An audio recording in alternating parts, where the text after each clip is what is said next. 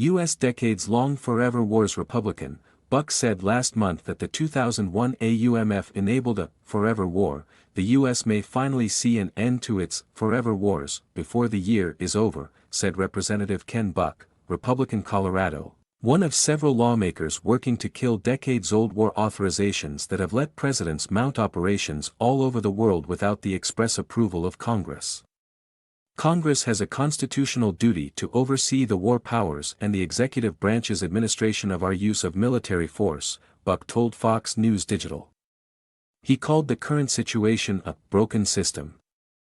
An authorization for use of military force, AUMF, is a joint act by the House and Senate and signed by the President that gives the armed forces permission to act within a particular scope. There are currently 4 outstanding AUMFs, one for the Middle East from 1957, 2 related to Iraq from 1991 and 2002, and a much broader AUMF related to the September 11 terror attacks from 2001. The Senate passed a repeal of the 1991 and 2002 AUMFs this year, but Buck was chosen by Foreign Affairs Chair Michael McCaul, Republican Texas, with finding a route to compromise on a repeal of all 4. I think the charge from Chairman McCaul is very simple.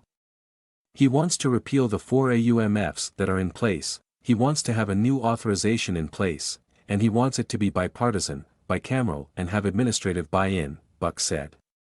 It could be very complicated. It also hopefully will not be. It's a monumental task for the narrow House GOP minority to accomplish while lawmakers also work to pass 12 spending bills by September 30 along with reauthorizations for other programs. But Buck said he was fairly confident it could get done by the end of the year. I'm fairly confident because the alternative is that the administration continues using the 2001 AUMF. I would say that there's 90% of the House that doesn't think that's a good idea, Buck said. That is a broken system. And I think people will understand that. The 2001 AUMF has received added scrutiny for its wide scope. It's been used by every administration since George W. Bush to conduct operations in the Middle East, Africa and even Eastern Europe. Buck himself co-sponsored a bill last month to repeal the 2001 AUMF, declaring, "No more forever wars." But others argue that ending it without a plan in place could leave the U.S. hindered and a quick response to a threat is needed. Lawmakers working on the repeal hope some sort of single replacement for all 4 AUMFs could ease those concerns. Another key for lawmakers like Buck who are worried about unending conflicts is the inclusion of a sunset date, which will make sure the next authorization can't stretch out for decades. The fact that we will have a sunset in this bill, I believe that we will get more support for it because there's this opportunity to come back and revisit this every 4 years. 5 years, whatever the sunset term is, he said.